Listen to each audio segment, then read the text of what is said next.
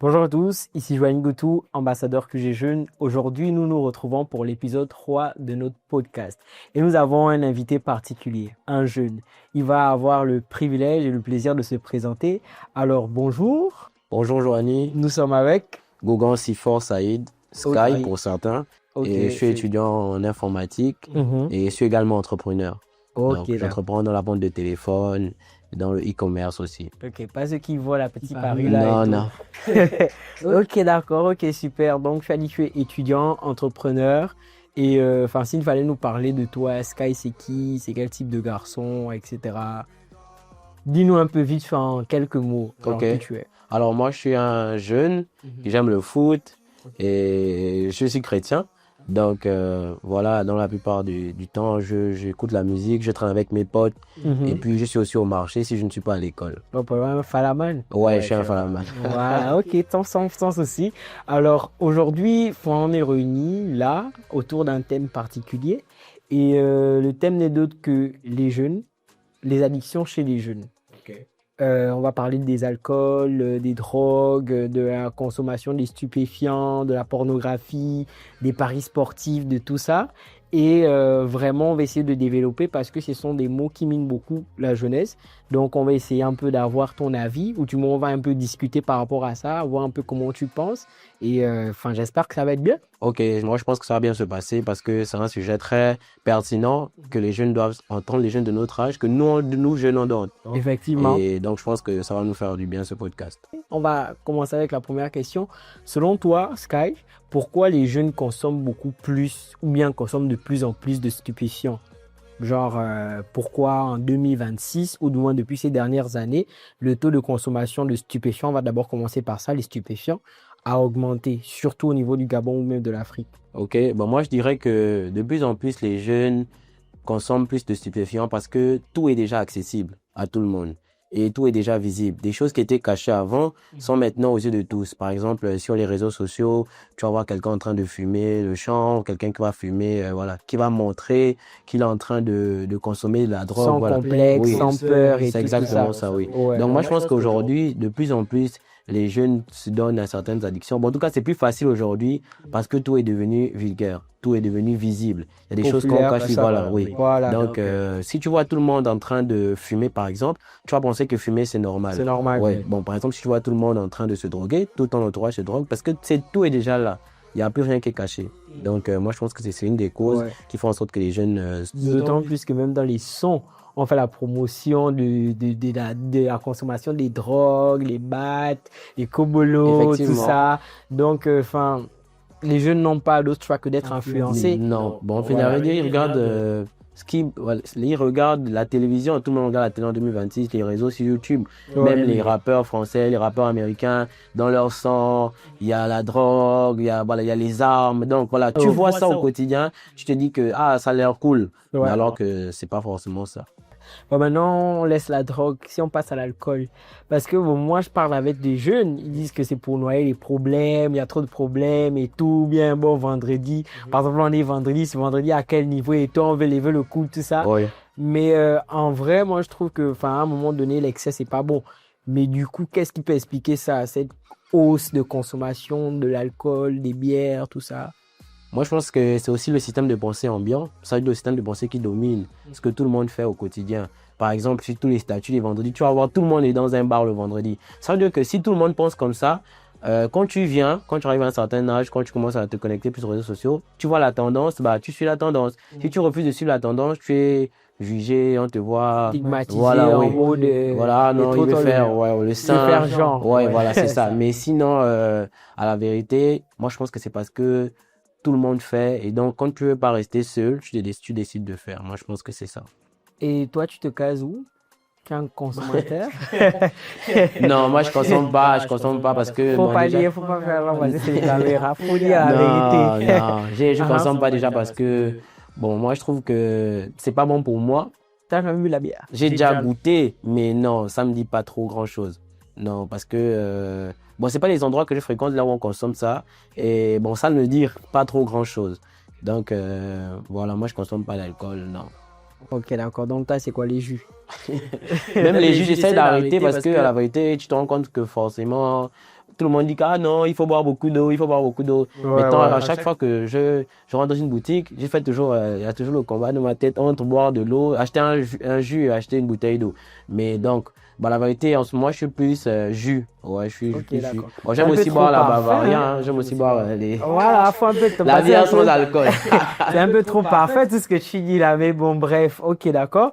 Maintenant, en ce qui concerne, on va prendre directement les deux, la pornographie et les paris sportifs, parce qu'on se rend compte que bon, c'est vrai, c'est certes, c'est pas visible, mais la pornographie, l'industrie de la pornographie est l'une des plus grandes industries au monde et elle est beaucoup consommée par les jeunes.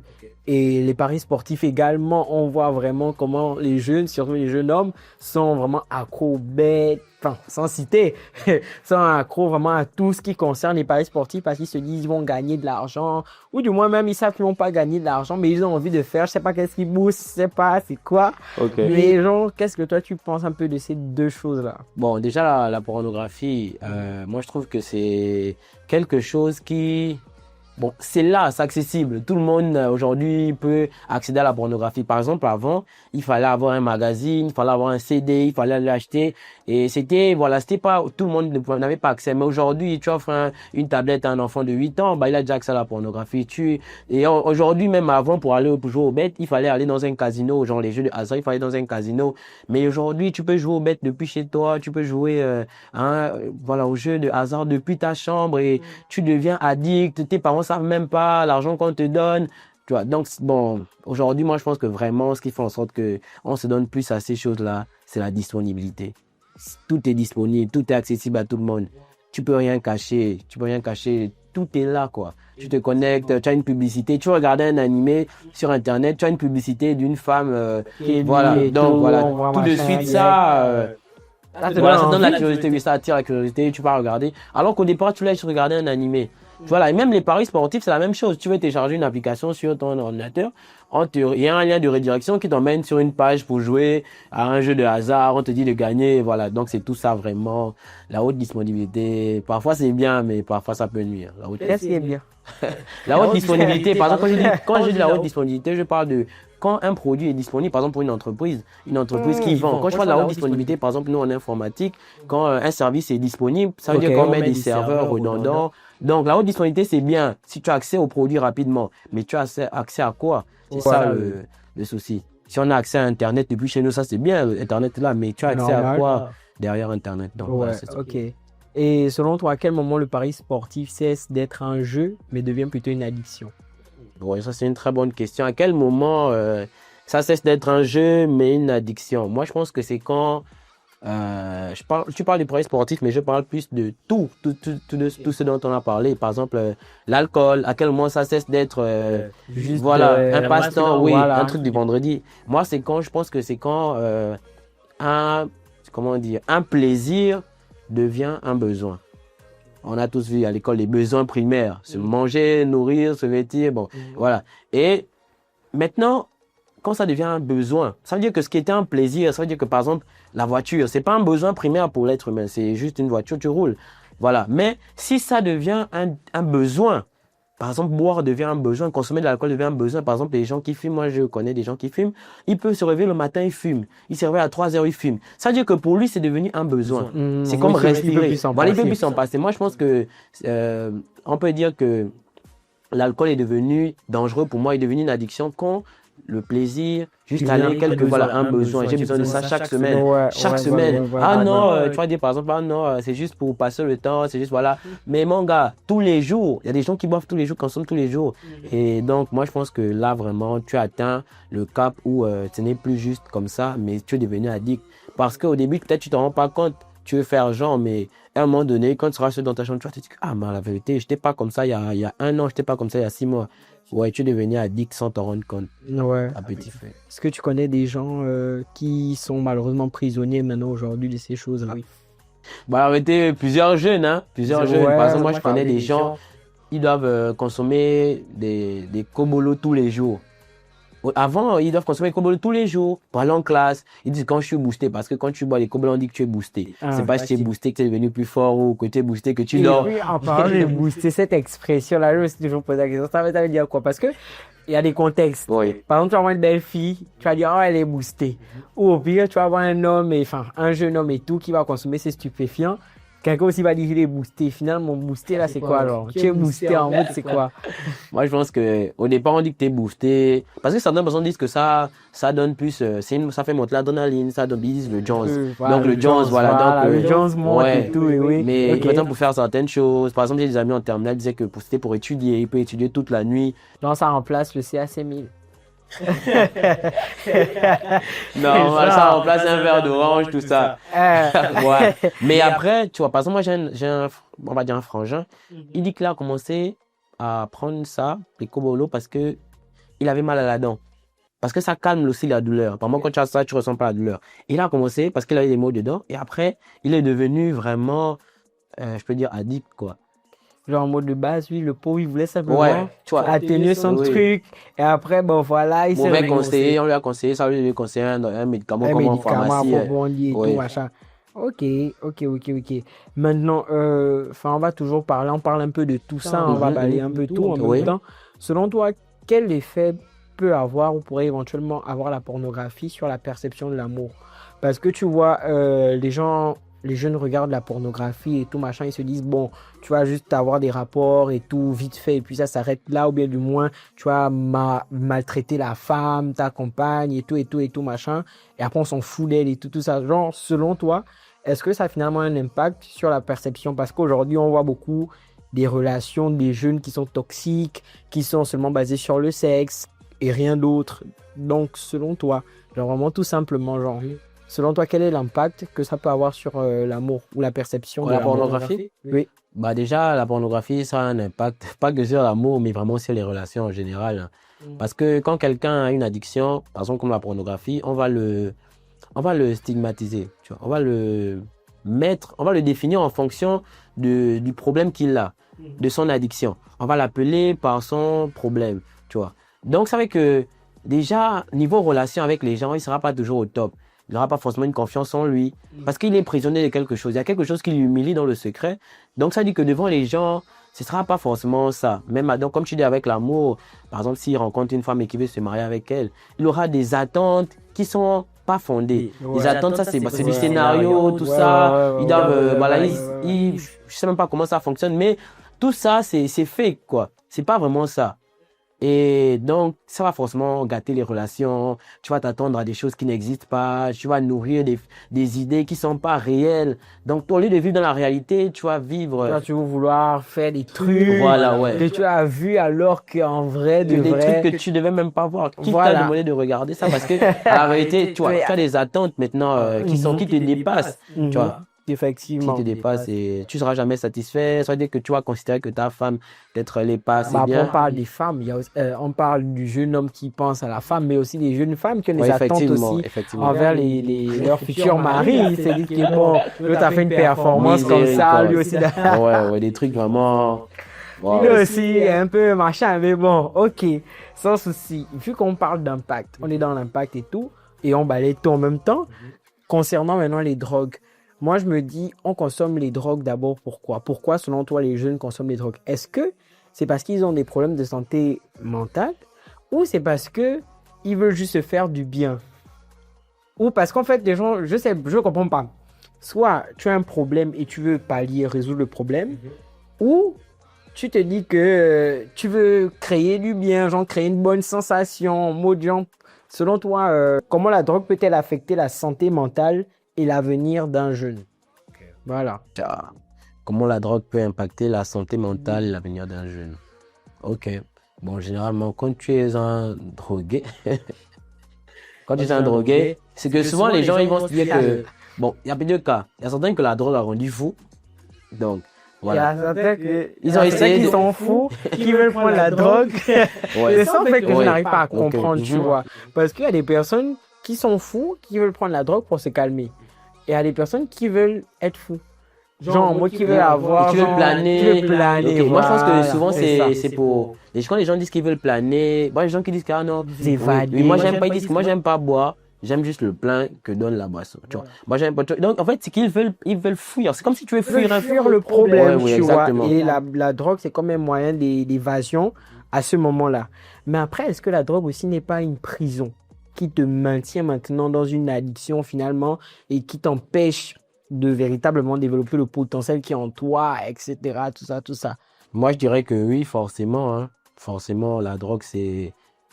Quand tu deviens addict de quelque chose, c'est que tu n'es plus maître. C'est que tu es maintenant C'est assujetti. le plaisir qui est devenu Oui. un besoin, comme Oui, tu par as exemple, dit tout à quelqu'un a l'heure. dit, bon, c'est écrit, on devient esclave de ce qui a triomphé de nous. Tu vois. Ouais. Donc, ça veut dire que si quelqu'un a triomphé de toi, si, par exemple, tu deviens esclave de la drogue, parce que la drogue est devenue vainqueur. Donc, ça veut dire que c'est pas toi qui décides quand tu te drogues, c'est la drogue qui te demande de te droguer. Tu vois. Ça veut dire que là, maintenant, à ce niveau-là, tu es dans une prison et tu es esclave de la drogue. Maintenant, tu te rends pas compte au début, mais il y a toujours un moment où, dans ta chambre, seul, tu penses à ça, tu dis, ah, vraiment, la vérité, je suis un drogué. Si tu regardes vraiment, attends, si tu es véridique avec toi-même. Et tant que tu n'as pas reconnu que tu étais un drogué, à la vérité, je pense pas que tu puisses t'en sortir. Je pense pas que tu peux sortir de quelque chose que tu ne sais même pas qui a triomphé de toi. Donc, voilà, moi, je pense que la drogue, c'est vraiment une prison. Une prison. Mais selon toi, est-ce que les jeunes sont suffisamment informés? Ou du moins, est-ce que genre c'est pas trop tabou pour en parler? Parce que à quel moment, genre en Afrique, ton parent va te faire asseoir pour te dire que bon, écoute, si c'est net au grand école, ne consomme pas, toi, tu vas avoir les lèvres noires, machin, toi, t'es Il te conseille quand tu as déjà fait. Voilà. Est-ce qu'il y a réellement ces temps pour toi? Par exemple, toi, tu as des informations. On est jeune, tu vois. Il y a des choses que tu fais pas. Mais est-ce que tu penses que ces personnes-là qui sont déjà dedans n'auraient pas aimé peut-être avoir les informations? Ou du moins, est-ce qu'elles ont été exposées finalement aux informations, aux bonnes informations ou bien aux bons conseils? Je pense que si quelqu'un est exposé aux bons conseils, c'est pas évident qu'il le fasse. Bon, déjà, premièrement, c'est les parents. Oui. Parce que ce sont les parents qui doivent instruire l'enfant. Et si tes parents te disent pas ce qui est bon et ce qui est mauvais, quelqu'un d'autre va te dire ce qui est bon et ce qui est mauvais. Par exemple, si tes parents te disent pas que se masturber c'est mauvais, par exemple, comme on parle des addictions, on peut aussi être addict à la masturbation, mais quelqu'un à l'école va te dire qu'il faut se masturber. Donc toi, c'est la première fois. Là-bas. À quel moment ton père vient te dire Non, ou ta mère vient te dire non, c'est masturber? parce qu'il faut que, moi je pense qu'il faut que les parents vraiment instruisent les enfants et que ne cachent rien. C'est pas juste apprendre à la fille à préparer, au garçon peut-être je te dis n'importe quoi, à fermer la porte. Non, il faut vraiment, par exemple moi j'ai un petit frère, je lui dis vraiment les choses, je l'appelle dans la chambre, que oui, est-ce que tu connais ça, est-ce que tu connais ça? Il dit non, je dis bon moi maintenant je t'apprends, parce qu'il faut que quelqu'un t'apprenne. Si c'est pas moi qui t'apprends, dehors ils vont t'apprendre. Il y a quelqu'un qui va t'apprendre à l'école. Quelqu'un qui va t'apprendre à l'école, il va t'apprendre à te droguer. Si moi, ton grand frère, je t'ai pas dit premièrement que se droguer, c'est mauvais, et quand quelqu'un va te dire que, tiens, regarde, ça c'est quoi, tu vas dire, il va te dire c'est la drogue, tu vas dire, ah non, mais tiens, on m'a déjà parlé de la drogue. Tu vois, moi je pense qu'à la vérité, les parents devraient d'abord instruire l'enfant dès le jeune âge à certaines choses. Ne pas cacher, même à la maison, les grands frères, ne pas cacher. Parce que si tu caches à l'enfant, il va découvrir, il va penser que c'est bon. Donc vraiment, moi je pense que les parents devraient vraiment instruire les enfants dès le bas âge à ce qui est vrai. Donner des vraies instructions, parler des choses, parler des paris sportifs, par exemple, qui peuvent détruire les vies financières des gens, les carrières, oui, parce que tu es devenu addict à ça, mais on t'a jamais parlé de ça. Tu as découvert toi-même, tu as appris toi-même, alors qu'il y a quelqu'un qui sait comment ça fonctionne. Donc moi, je pense qu'à la vérité... Et en parlant même de vie financière, j'allais en venir. Par exemple, toi, tu es entrepreneur, Oui. tu travailles, tu transpires, l'homme mangera la sueur de son front. Normal. Et tout. Mais tu as des gens qui se disent que bon, pour avoir 1 million, 2 millions, 3 millions, ils vont simplement parier et tout, faire les tickets et tout, Non, tout ça. ça, Genre en mode, quel est l'impact finalement dans la vie financière d'un jeune que les paris sportifs pourront éventuellement avoir? Bon, déjà par rapport à ça, hein, bon, je vais dire ça comme ça. C'est un verset biblique, vraiment, quand j'ai appris ça, ça m'a vraiment touché. C'est dans Proverbe 20, verset 21. Vas-y. Bon, je vais lire. Hein. Vas-y. C'est une fortune qu'on obtient trop vite au début ne profitera pas plus tard. Donc, c'est Proverbe 20, verset 21. Mais aussi, il y a une autre version qui dit un héritage acquis promptement dès l'origine ne sera pas béni quand viendra la fin. Vraiment, la vérité, hein, la Bible est claire. Proverbe, c'est la sagesse quand même.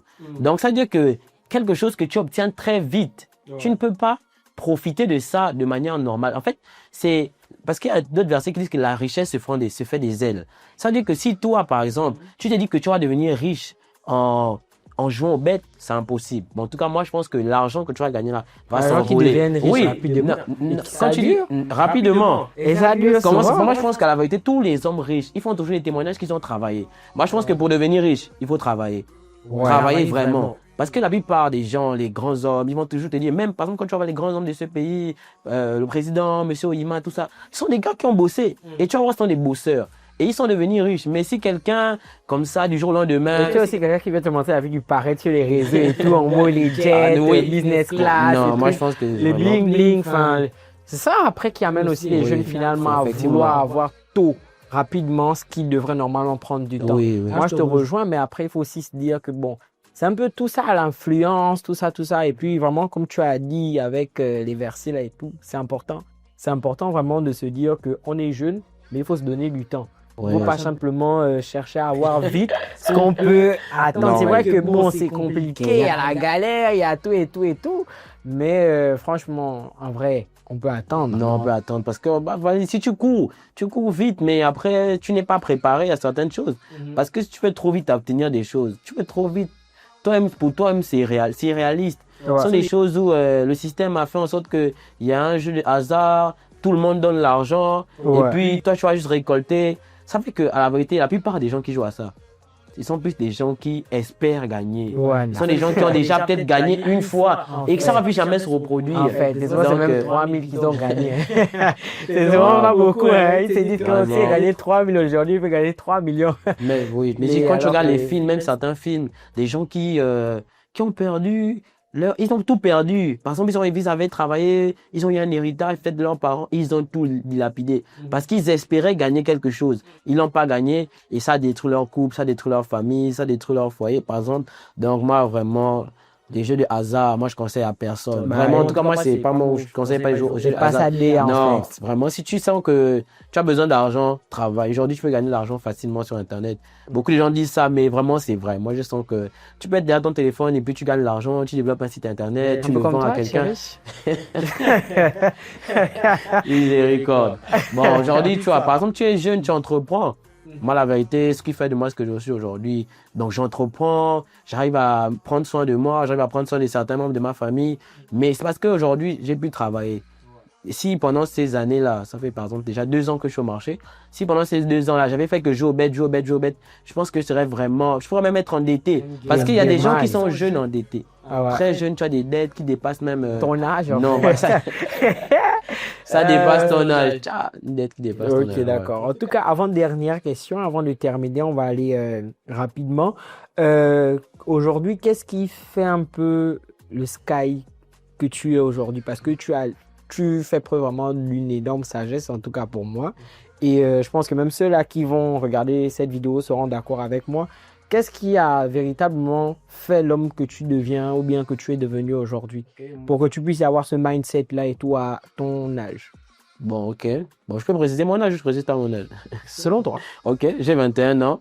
Je suis en licence 3, troisième année étudiant. Mais ce qui a fait en sorte que je sois vraiment... sage entre guillemets. Entre guillemets, parce que tu peux faire ça avec les caméras. Mais vraiment, donc vraiment, sage, comme tu dis, c'est la lecture. Bon, je lis pas tant que ça, mais je lis quand même. Il faut dire que tu es chrétien. Oui, c'est ça. La lecture de la Bible, la lecture des livres, ça fait en sorte que aujourd'hui, je peux comprendre certaines choses. Parce que, quel livre, par exemple? Bon, j'ai lu quoi récemment? J'ai lu les 10 handicaps qui freinent la croissance. En tout cas, je ne sais même pas comment dire. Un truc comme ça. Oui, en tout cas, si les 10 handicaps du leader, merci. Voilà. C'est les 10 handicaps du leader qui freinent la croissance. Ça peut être de l'entreprise, ça peut être de ta famille. Donc vraiment, j'ai lu des livres sur le leadership aussi également. Voilà, développement personnel, tout ça. Oui. Maintenant, ce qui fait de moi, c'est les enseignements, c'est les conseils. Parce que si tu n'écoutes pas, tu vas toujours aller dans le mur. Il faut toujours, moi par exemple, je prends le temps d'écouter quand quelqu'un me parle. Même si c'est vraiment une personne que je considère par moment, tu prends le temps d'écouter parce que tu ne sais pas ce que la personne veut te communiquer. Ouais. Le fait d'écouter quand on te parle, même quand tu n'as pas forcément envie d'écouter les conseils des parents, même si parfois ça peut être barbant, mais ils veulent te dire quelque chose, ils veulent te communiquer quelque chose. Mais si tu prends pas le temps de t'asseoir, moi par exemple, avant la maison, je croisais que ma mère vraiment était Voilà. Mais après, au fur et à mesure, j'ai compris que elle essaye de me donner quelque chose. Elle a déjà, par exemple, un truc que mon pasteur a dit, c'est que l'avantage que lui a sur nous, c'est qu'il est déjà passé par l'âge par lequel je passe. Ça veut dire que c'est vraiment un avantage de savoir ce qui se passe à 15 ans, de savoir ce qui se passe à 20 ans, de savoir ce qui se passe à 25 ans. Ça veut dire que aujourd'hui, si on écoute les anciens, les grands, on aura plus d'avantages pour nous d'avancer parce qu'effectivement, ils sont déjà passés par ce par quoi on passe. Donc, moi, je dirais que c'est ça. Super. En tout cas, pour terminer, quel conseil pourrais-tu donner à un jeune qui tente de sortir mais qui n'arrive pas en fait de ses addictions, qui veut véritablement en finir une fois pour toutes, mais à chaque fois il fait des rechutes? Qu'est-ce que tu peux dire? Bon, moi, comme conseil, je peux dire vraiment, déjà, reconnaître. Ok, je peux dire que vraiment comme conseil, déjà reconnaître que on est prisonnier de quelque chose, reconnaître qu'on est prisonnier de l'alcool, prisonnier de la drogue et demander de l'aide à la bonne personne. Parce que il y a toujours quelqu'un qui a la solution. Il y a quelqu'un avant de toi qui était comme toi et qui est sorti. Tu n'es pas le premier à être drogué, tu n'es pas le premier, par exemple, on voit en Europe, on voit les alcooliques anonymes. Non, il y a toujours quelqu'un qui pourra t'aider. Donc, trouve la bonne personne autour de toi, trouve cet ami-là à qui tu pourras parler, trouve ce grand frère, cette grande sœur à qui tu pourras te confier et tu verras que la personne qui a réussi à sortir pourra te donner les mêmes conseils. Par exemple, il y a des gens qui ont réussi à arrêter de fumer. Il y a des gens qui arrivent à arrêter de fumer aujourd'hui. Il y a des gens qui ont réussi peut-être à arrêter d'être des ivrognes, peut-être aujourd'hui un verre en passant. Donc vraiment, demander conseil, demander de l'aide, appeler à l'aide. On est là, on vit en société, il y a des gens avec nous, on n'est pas seul. On a des gens à la maison, on a des parents, on a des grands frères, on a des amis, même si on a des professeurs qui peuvent nous aider. Donc vraiment, quand tu reconnais que tu en aides, tout le monde va venir t'aider. Mais si tu joues au dur et que tu ne demandes l'aide à personne, on va te laisser aller dans ton trou et tu vas rester seul. Donc vraiment, demander de l'aide, c'est important. Merci beaucoup, mon gars. Merci beaucoup, Zoani, pour l'invitation. Je t'en prie, c'est moi qui te remercie vraiment tout au long de cette discussion. Tu as vraiment été sage du début à la fin. Et déjà, moi-même, j'ai beaucoup appris. Et je pense que ceux-là qui ont regardé la vidéo ont également beaucoup appris. Et vraiment, merci d'avoir regardé jusqu'à la fin. C'était Joanie Goutou, ambassadeur QG Jeunes. C'était notre épisode 3 sur les addictions. Et on se retrouve pour le prochain épisode de notre podcast.